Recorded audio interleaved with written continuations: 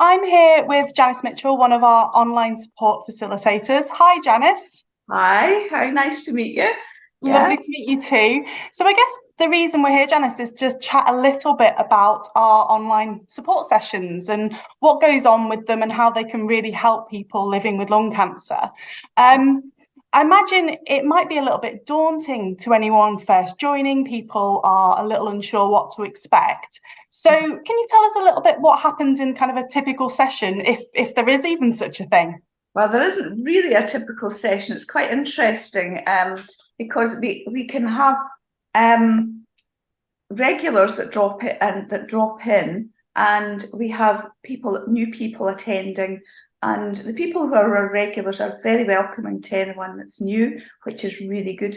And we operate on a Wednesday afternoon. It's an hour session, and we talk about anything from how just general living, how people live with their cancer, day-to-day stuff, how to deal with their general fitness, their breathlessness, just appointments, things like scanxiety, if they've had a scan and they're waiting for the results, and how anxious people get about this, and how, what's the time lag sometimes for this. Some people's consultants are very good and they have the results, or they can phone them within a few days, and others can wait for about 3 months for results. So it can be quite daunting, and it's quite good for people just to chat about what's going on, where they're at in their cancer. I don't like the word journey, but I just think in their cancer story, in their life story, and where they're at with what types of treatments. And the number of people that are on, have been on, had surgery, radiotherapy, chemo. They'll compare drugs, compare side effects, immunotherapy, and genetic mutation targeted agents as well, and looking at new developments that are out there for lung cancer patients. And we have this discussion. It can be as narrow sometimes and then as wide in other sessions. So there isn't really anything that's typical. We also sometimes touch on things like welfare benefits and what are entitlements. And sometimes we forget, when we're a group that people have been on for a wee while, when new people come on, that we've already discussed this, and it's just to bring that back in. And what support there might be out there for people from other agencies, whether maybe near their cancer centre. Is there a Maggie's centre? Is there a Macmillan Cancer Support session? And just making people aware of what is out there for people. And also the keep in touch sessions that we have with Roy Castle, which a number of our group members have accessed at some point or continue to access all the way through. So we discuss everything. Just about lung cancer, or do we just chat? Well, no, we've been talking now about holidays. Yeah, we've talked about holidays, and one of our ladies has been to the Isle of Man to the TT racing, and and planning holidays for when they've had their chemo and going out away, when they've not got the side effects or the high toxicity rate, levels, and just how they plan holidays, weekends away with friends, family. So we talk about everything. Yeah, different things like pulmonary rehab classes as well. What is there available in their area? No topic is off limits by the sounds of it. Yeah, one of the ladies had climbed a Monroe last week, which was like, yeah. So it's very variable. Mm-hmm. And it sounds like it's a really lovely environment, a really safe environment. What do patients kind of get out of it, or have they said that they've benefited from using the service? I don't tend to get that feedback, but I know from feedback that they've fed back to Ellen and formerly Jess, that they get a lot just by being able to talk with people who are in a shared experience, this lung cancer, that they've had to deal, they're having to deal with day to day. What's the first thing they think of when they get up in the morning? What's the first thing they think of after they've had their lunch, you know, how do they get back to a new normal and addressing a new normal? And we speak about that quite a lot, because a couple of the ladies in the group are you know, are long-term survivors, you know, and how to look at the new you, and we address that quite nicely, I think, within the group. It's people are traumatized when they have a cancer diagnosis. It doesn't just affect the person with the cancer, it affects the family, and then they're bombarded with all this treatment journey, this pathway, or you have all these scans, you have PET scans, you have chemo, you have, you know, you have radiotherapy, you have combined drugs, and sometimes it's just that wee bit too much. It's like, ooh, I need to talk to someone, and they access Roy Castle, and I think they keep in touch, and then or they're just directed into the group. And it's quite good because it is supportive self-management as such, because everyone in the group supports each other. Yeah, I think when we talked about the online support sessions before, we've kind of used the phrase, you can leave your brave face at the door, because I think, like you say, lung cancer affects the whole family, not just the person living with the diagnosis, but everyone around them. And we always put on such a brave face for one, and we don't want to upset the people around us. But the online support session, they give people that outlet that I think is absolutely necessary. Would you agree? Yeah, I think so.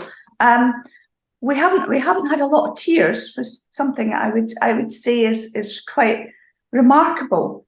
But we do get them, and there was one day that a chap came on at almost the end of the session, and he was just in tears. So we as a group, everybody rallied round him. It was like that umbrella. It's amazing. We didn't stop the group when it was supposed to at 3 o'clock. We just kept going, because as a group they were all needing to help this person. So it was really, really interesting. Like a big virtual hug almost, isn't it? Yes, it was that virtual hug. And I think, you know, post-pandemic, people are used to this way of working on Zoom, talking to people online, and they don't know them. They don't stay around the corner.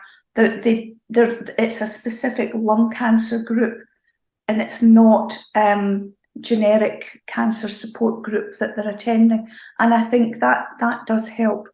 And it helps to see people who are 5 years down the line having had a lung cancer diagnosis, which is good. Yeah. Well, there's real hope to that, isn't there? So if you're newly diagnosed and you see someone who, like you say, is 5 years down the line, that's so powerful, because you get that diagnosis and I imagine you just think, well, that's it, it's the end. And these groups are showing people living with lung cancer, living well with lung cancer for quite a long time. Yeah, yeah.